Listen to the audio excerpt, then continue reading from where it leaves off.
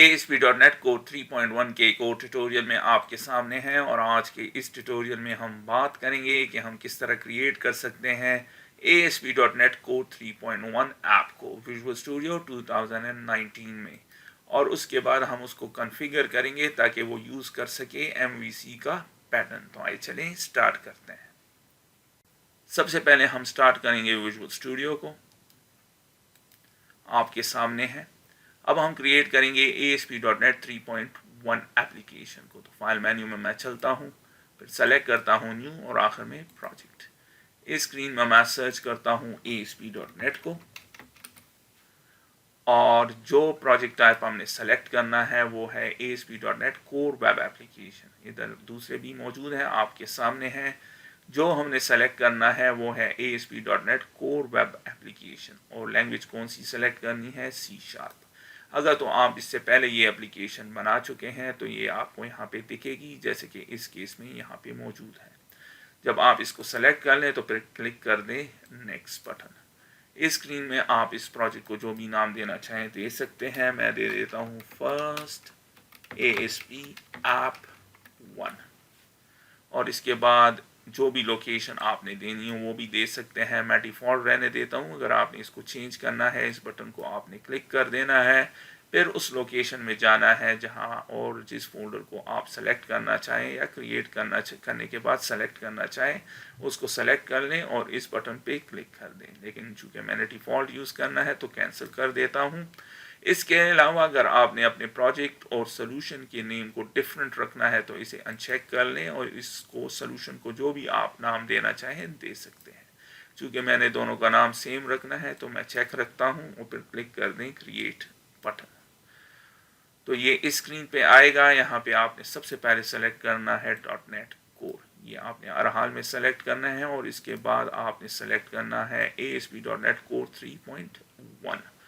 अगर तो आपको ASP.NET Core 3.1 यहाँ पे ना दिखे तो उसके लिए फिर आपने क्या करना है, उसे इंस्टॉल करना है। अब आप ASP.NET Core एप्लीकेशन काफ़ी सारे तरीक़ों से क्रिएट कर सकते हैं। आपके सामने हैं जो 3 मेन तरीके हैं, एक है एम्प्टी, दूसरा है वेब एप्लीकेशन और तीसरा है web application model view controller. तो मॉडल व्यू कंट्रोलर चूँकि इस ट्यूटोरियल सीरीज़ का टॉपिक है तो उसको आप 2 तरीक़ों से क्रिएट कर सकते हैं, इस एम्प्टी टेम्पलेट से और इस web application model view controller से। ये वाला जो है इसमें फिर हम यूज़ करेंगे रेजर पेजेस वाला कंटेंट। इन दोनों में डिफरेंस है। अगर आपने सिर्फ रेजर पेजेस का करना है तो फिर उसके लिए आप वेब एप्लीकेशन और एम्प्टी यूज़ कर सकते हैं। तो चूँकि इस कोर्स का मेन टॉपिक है मॉडल व्यू कंट्रोलर तो हम इस वाले पे और इस वाले पे कंसंट्रेट करेंगे। मैं यहाँ पे इस वाले को अभी यूज़ नहीं करता क्योंकि ये कोड जनरेट करता है और फिर आपको उसकी समझ नहीं आएगी अगर आपने इससे पहले इसमें काम नहीं किया। तो मैं एम्प्टी से स्टार्ट करता हूँ और सारा कोड मैन्युअली लिखूँगा। जब हम उसको समझ लेंगे तो नेक्स्ट टाइम में फिर web application model view controller का टेम्पलेट यूज़ कर सकते हैं हम। तो मैं एम्प्टी को सेलेक्ट कर लेता हूँ, फिर क्लिक कर दें क्रिएट बटन।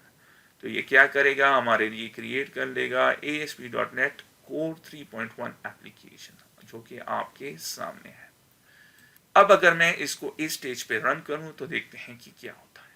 तो क्लिक कर दें इस बटन पे और ये हमारा एप्लीकेशन थोड़ी देर में स्टार्ट हो जाएगा। आपके सामने है और यहाँ पे लिखा हुआ है हेलो वर्ल्ड।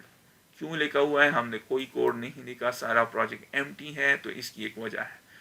जब भी हमारा ASP.NET कोर एप्लीकेशन रन होता है तो सबसे पहले जो कोड रन होगा वो है program.cs का में ये मेन मेथड, और यहाँ पे क्या लिखा हुआ है, ये कॉल कर रहा है इस मेथड को, और ये मेथड यहाँ पे डिफाइन हुआ है और जिसमें ये कॉल कर रहा है किस क्लास को, स्टार्टअप क्लास को, और इसकी डेफिनेशन इस startup.cs फाइल में है, आपके सामने है।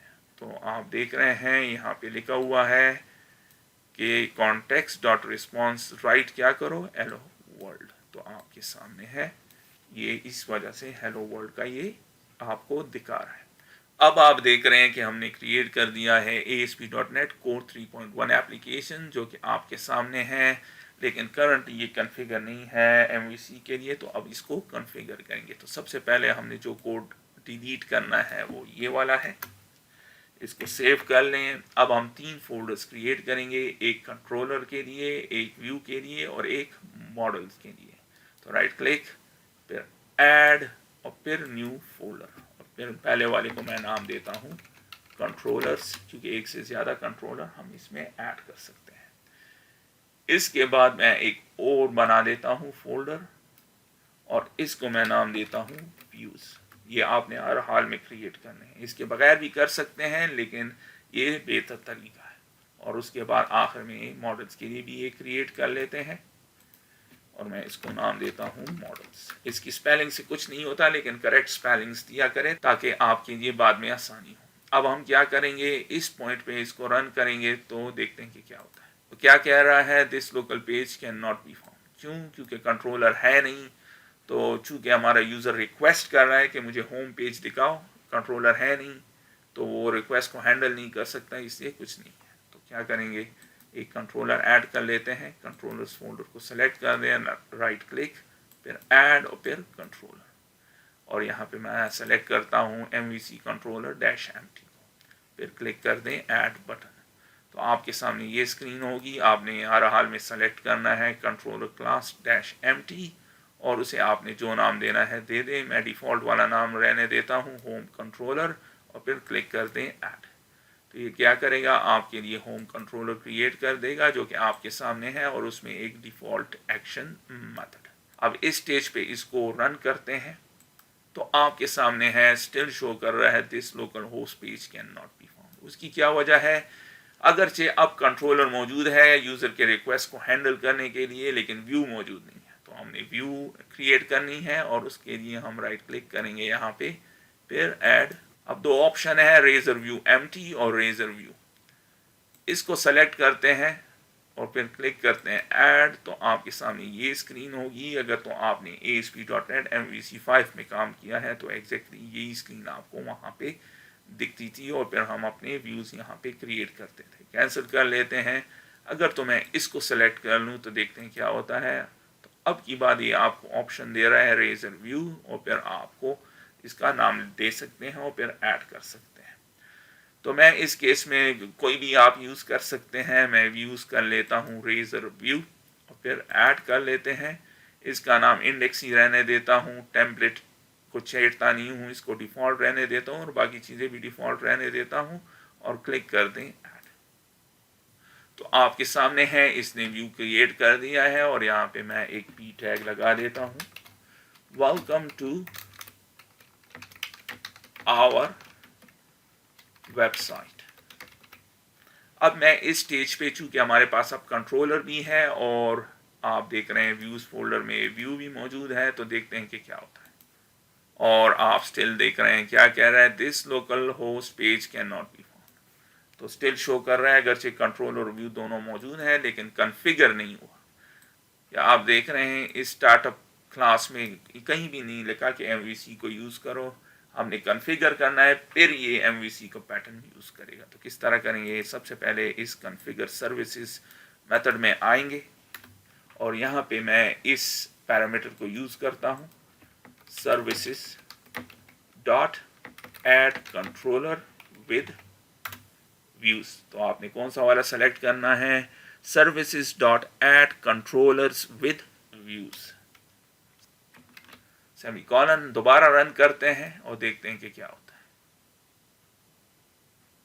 और आप देख रहे हैं स्टिल कह रहा है this local host page can not be found. तो इसकी क्या वजह है, अभी हमने रूट को डिफाइन नहीं किया। रूट के बगैर आप MVC एप्लीकेशन को नहीं क्रिएट कर सकते। तो रूट को डिफाइन कर लेते हैं और उसके लिए आपने इसको यहाँ पे डिफाइन करना है। और आपने क्या लिखना है, हमने जो ऑब्जेक्ट यूज़ करना है, हमने जो पैरामीटर यूज़ करना है वो ये है, और लिखेंगे ऐप डॉट यूज राउटिंग। तो आप इसको दो तरीकों से प्रोनाउंस कर सकते हैं, यूज रूटिंग जो कि मैं अमूमन यूज करूंगा, या यूज राउटिंग। तो दोनों प्रोनाउंसिएशन करेक्ट है। हो गया। अब राउटिंग मौजूद है। अब देखते हैं इस स्टेज पे कि ये काम करेगा या नहीं। तो आपके सामने है स्टिल काम नहीं कर रहा। अब फाइनल जो चीज़ हमें चाहिए वो है कि हम रूट को डिफाइन भी कर लें। तो डिफाइन किस तरह करेंगे, लिखेंगे ऐप यूज एंड पॉइंट्स। इससे पहले हम राउटिंग को डायरेक्टली डिफाइन करते थे यहाँ पे, लेकिन अब आपने उसको यूज एंड पॉइंट के थ्रू करना है। ये नया तरीका है ASP.NET 3 के बाद आया है, तो आप इस बात को याद रखना है। इससे पहले जो तरीके यूज होते थे अब वो यहाँ पे यूज नहीं होंगे। उसके बाद मैं उसका एक ऑब्जेक्ट क्रिएट करता हूँ। आप इसे कोई भी नाम दे सकते हैं, मैं इसको नाम दे देता हूँ एंड पॉइंट्स। आप इसको E भी दे सकते हैं, X भी दे सकते हैं, कुछ भी कह सकते हैं। उसके बाद मैं यहाँ पे कर्ली ब्रेसेस लगाता हूँ, सेमीकोलन लगा ले, और अब मैं इस वेरिएबल को, ये वेरिएबल है, इसको यूज कर लेता हूँ, या आप इसको ऑब्जेक्ट भी कह सकते हैं। तो end point dot map controller route, map controller route आपने यूज करना है, ठीक है। इसे आपने याद रखना है। और अब हम इसके अंदर डिफाइन करेंगे। अगर मैं इसको डिलीट करके ये दोबारा स्टार्ट करूं तो पहला क्या है, पहला पैरामीटर नेम। आप इसको नेम दे के भी कर सकते हैं, लेकिन मैं डायरेक्टली, चूंकि ये स्ट्रिंग है, दे देता हूं। कोई भी नाम आप इस रूट को दे सकते हैं, तो मैं दे देता हूं डिफॉल्ट। और फिर मैं रूट का पैटर्न डिफाइन करता हूं। आप यहाँ पे देख रहे हैं ये भी स्ट्रिंग है और पैटर्न का कह रहा है, तो पैटर्न यूज कर लेते हैं, कर्ली ब्रेसेस, उसके अंदर कंट्रोलर। और कौन सा कंट्रोलर डिफॉल्ट होगा, होम कंट्रोलर। अगर आपने होम कंट्रोलर इसको नाम नहीं दिया, कुछ और दिया है लॉगिन कंट्रोलर, तो फिर आप यहाँ पे लॉगिन करेंगे, अगर आप लॉगिन को सबसे पहले दिखाना चाहते हैं एज अ होम पेज। फिर उसके बाद कौन सा वाला एक्शन, तो ये भी आपने डिफाइन करना है। और डिफॉल्ट कर लेते हैं इंडेक्स, क्योंकि हमारे इस होम कंट्रोलर में सिर्फ एक ही है इंडेक्स। अगर कुछ और हो आप वो भी दे सकते हैं। और फाइनली ऑप्शनल आईडी।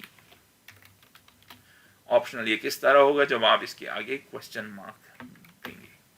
तो अब हमने डिफाइन कर लिया है रूट। तो अब रन करते हैं और आप देखेंगे कि रन होगा। आप देख रहे हैं क्या शो कर रहा है, वेलकम टू आवर वेबसाइट।